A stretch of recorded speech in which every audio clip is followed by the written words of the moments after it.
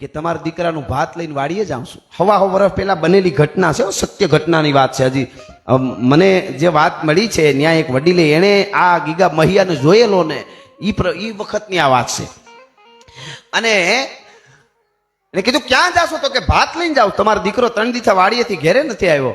અરે મરી ગઈ વાલા મુઈ ગાંડી, તને કઈ ખબર પડે છે કે નહીં? તારામાં મીઠું છે કે નહીં? મરી જાવું છે?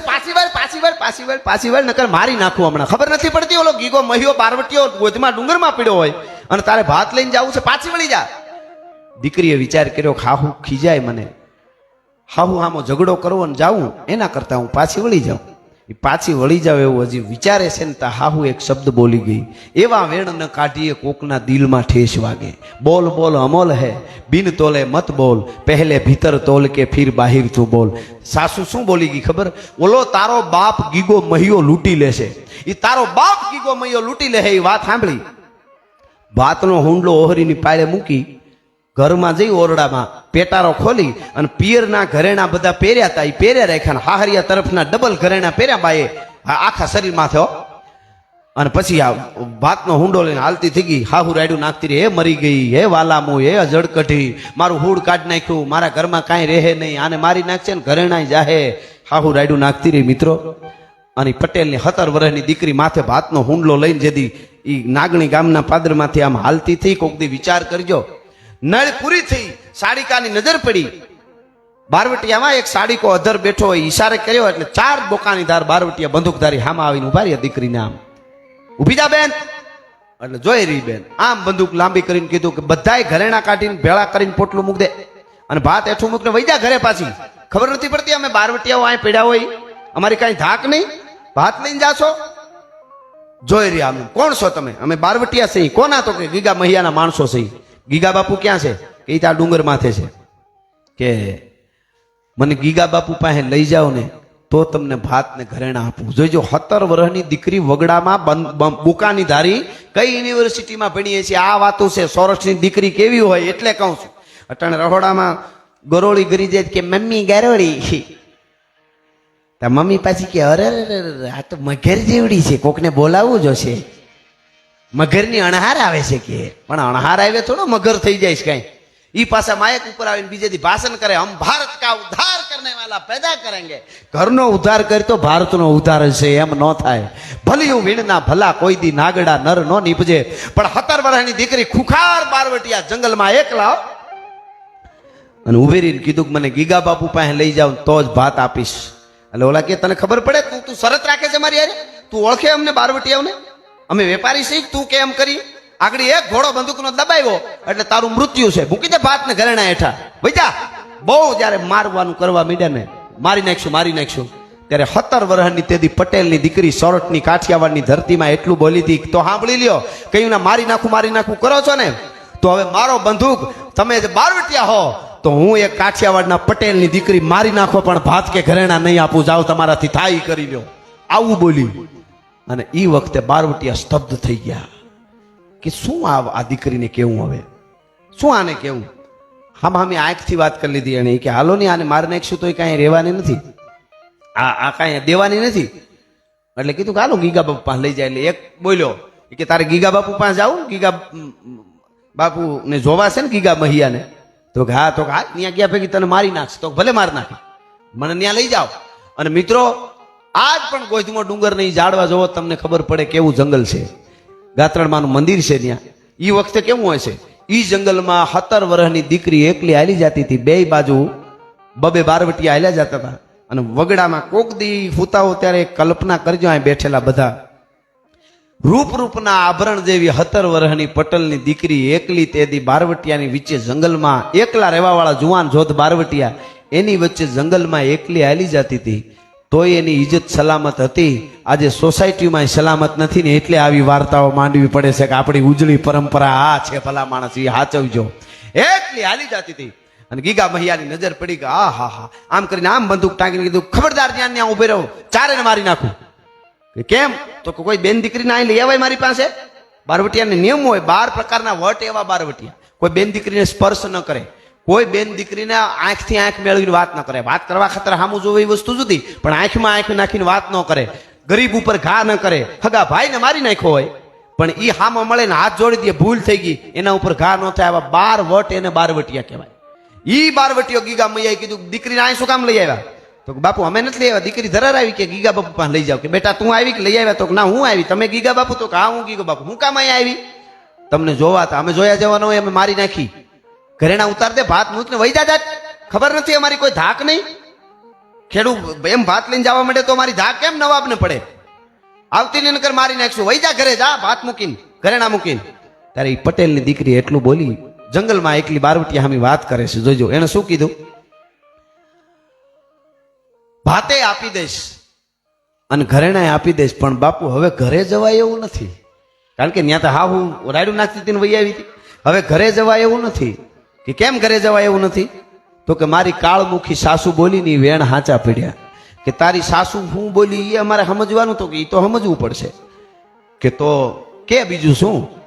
એક બારવટીઓ વાત કરે, જોજો દીકરી હામી. એટલે એને કીધું કે હું તમારી ધાક 3 દી થા હું પરણીને આવીને બાપુ 15 જ દી થયા. એ પટેલ મારો પતિ વાડીએ 3 દી થશે અને ભૂખ્યો છે. એનું ભાત લઈને જવા નીકળી. મારી હાહુ ખીજાણી. મને એમ થયું પાછી વળી જાઉં, પણ પાછી વળી જાવ એટલું વિચાર્યું તા મારી હાહુ શબ્દ બોલી ગઈ, તારો બાપ ગીગો મૈયો લૂંટી લે. કે તો બેટા તે શું કીધું?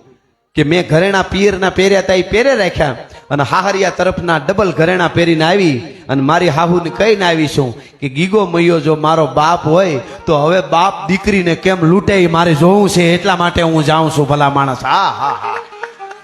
પણ મિત્રો તલવારના ઝાટકેથી ઊભા ચીરી નાખો તો આંખમાં આંસુ ન આવે. એ ખુખાર બારવટિયાના હાથમાંથી બંદૂક પડી ગઈ હતી તેથી જુનાગઢની ધરતીમાં, મેંદરડાના ગોદમાં ડુંગરમાં ખુખાર બારવટિયાના હાથમાંથી બંદૂક પડી ગઈ.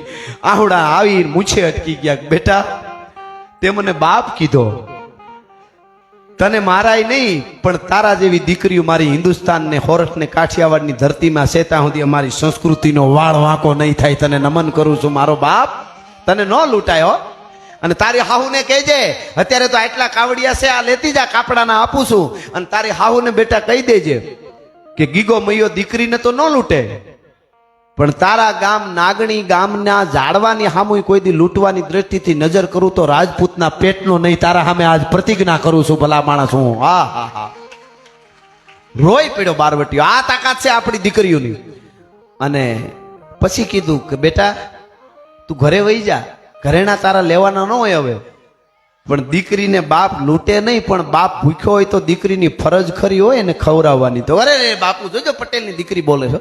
અરે રે બાપુ હું તો હાવ ભૂલી ગઈ. અરે મારા ઘડેલા રોટલા છે, જો આ ચૂરીમું હોત છે, સાય છે, દહીં છે, અડદની દાળ છે, આવું સરસ ભાત. તમે કહો તો હજી બીજું લઈ આવું ઘરેથી, તમને આટલું થઈ જાય. તેથી મિત્રો ગીગો મહિયો એ પટેલની દીકરી સામે એટલું બોલ્યો તો બેટા તને શું કહું, અમે તો નવાબને સામે લડવા હારું જંગલમાં પાણાના મોતના ઓહિકા કરીને હોઈ છે, પણ તારા જેવી દીકરીના ભાતની માંથી ખાલી એકું કોળીઓ ખાવું ને તો અમને હરગમાં અમૃતનો ઓડકાર આવી છે. અમારે વધારે ભાત કાંઈ જોતું નથી, બસ આટલું ખાલી તારી પાસે છે એ આપી દે. ખાવા બેઠા, દીકરી હાલતી થઈ. ગીગા મૈયાએ અવાજ કર્યો, બેટા ઘડીક ઊભી જાની. કેમ? કે અમે ખાઈ લઈને પછી આ ઠામડા લઈને જાય છે. હે કે અમે ખાઈ લઈએ એટલે વાસણ લઈને જાય છે. કાં? તો તારી હાહુ એમ નો કે બાપે દીકરીને ઘરના ઠોસર્યા રાખી લીધા, દીકરીને ઘરના ઠામડા ન ખપે. ભલા માણસ, બાપને ભલા માણસ. કહેવાનો મારો અર્થ ખુખાર બારવટિયાના હાથમાંથી બંદૂકો છોડાવી દે એ ભારત વર્ષની દીકરીઓ છે. એવી દીકરીઓ માટે છેલ્લે એ સુરવીરોને જન્મ આપે તો કેવા 2 મિનિટ, 2 માથે થઈ ગયો છે 5 મિનિટ, પણ છેલ્લે 2 મિનિટ માટે રામબાળાને લડાવતા ગીગા બારોટનું આ સપાખરું છે.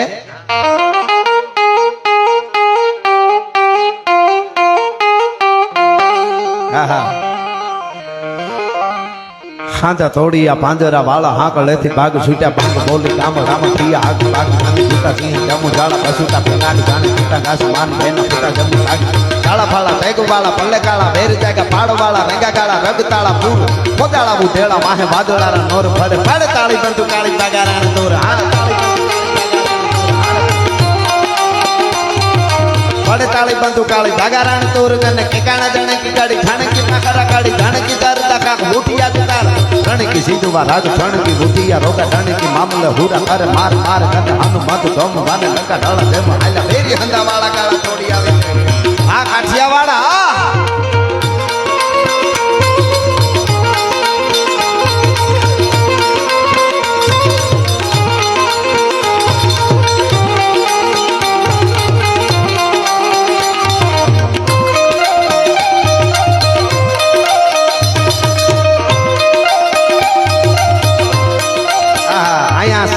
ડોનેશન આવી રહ્યું છે. હર્ષિતભાઈ ધામેલિયા પધાર્યા છે, એમના તરફથી 11,111 રૂપિયા આવે. ખૂબ ખૂબ ધન્યવાદ. તુષારભાઈ ભીંગાડિયા પધાર્યા છે, એમના તરફથી 51,000 રૂપિયા આવે છે. ખૂબ ખૂબ ધન્યવાદ. અને જીતુભાઈ પધાર્યા, એમના તરફથી અહીંયા 5100 રૂપિયા આવે છે. જીતુભાઈ અસવાર એમના તરફથી જામ ખંભાળિયાથી આવ્યા છે અને લાઈવ જોવે છે, આવ્યા નથી, લાઈવ જોવે છે અને ત્યાંથી 5100 રૂપિયા મોકલે. ખૂબ ખૂબ ધન્યવાદ. અને એટલા માટે અને છેલ્લે આપણે આ અડધી કલાકનો જે બ્રેક લેવો છે, પણ બ્રેકની પહેલા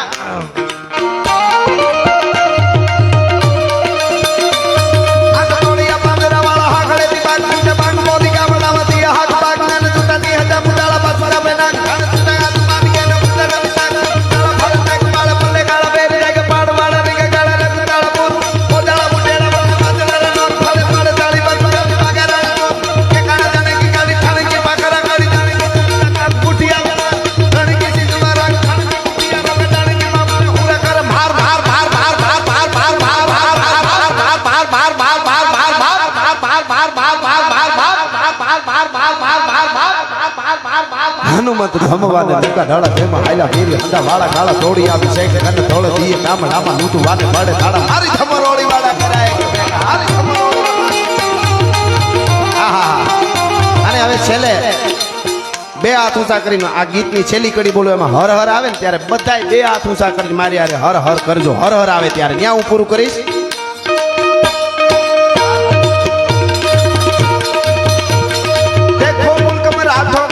जहाँ शिवाजी डोला देखो राठों का ये जहाँ शिवाजी डोला था, मुगलों की ताकत को जिसने तलवारों से तोला था, हर पर्वत पर आग लगी थी, हर पत्थर एक सोला था. बोली हर हर महादेव, बोली हर हर हर हर हर हर हर हर हर हर हर हर हर हर हर हर हर.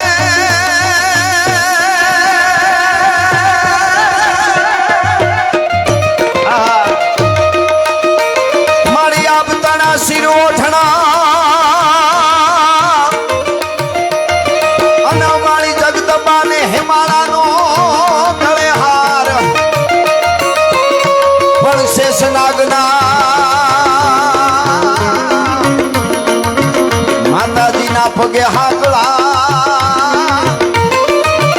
એ મારી શક્તિ જ સજે શણગા.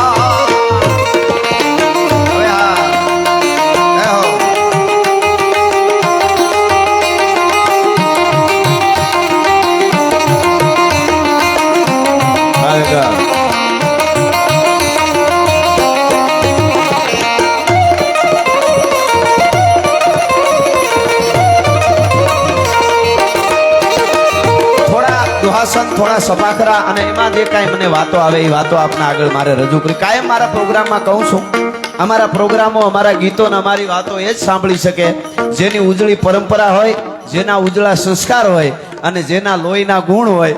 બાકી લોહીનો ન હોય, કોઈનો ન હોય, એની પાસે કોઈ દી બેહવું નહીં ને એની હારે મિત્રતા ન કરવી ભલા માણસ. હા, મર્દ શીશ પર નવે મર્દ બોલી પહેચાને, મર્દ ખિલાવે ખાઈ, મર્દ ચિંતા નહીં માને. ચિંતા તો બધાય ઉપર આવે પણ મર્દ ચિંતા નહીં માને. મર્દ લે અંગરું દે, મર્દ કો મર્દ બચાવે અને ગહરે સાગરે કામ મર્દ કો મર્દ હી આવે. જીવન છે જ એવું.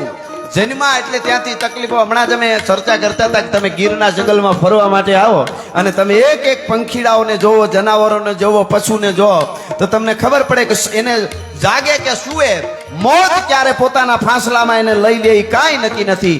છતાંય હરણા કૂદકા મારતા હોય, રમી લેતા હોય, પંખીડાઓ કલરવ કરતા હોય, ડેડકું જુઓ તો એ પાણીમાં ઉલળીને પડે, અંદર કયો હરફ પડ્યો છે ને કઈ પકડે એનું કાંઈ નક્કી નહીં. છતાં એના સંઘર્ષમાં એ આનંદ કરી રહી છે. ને આપણને પાકી ખબર છે ખવારમાં ઉઠશું કોઈ સામે બંદૂક લઈને નહીં ઊભો હોય તોય ગબી જેવા મોટા કરીને ઊભા થાય. શું થવાનું છે, બધું રેડી થવાનું છે. તું તારી ચિંતા બધી મૂકી દે. હા, એ બહુ મોટી વાત છે.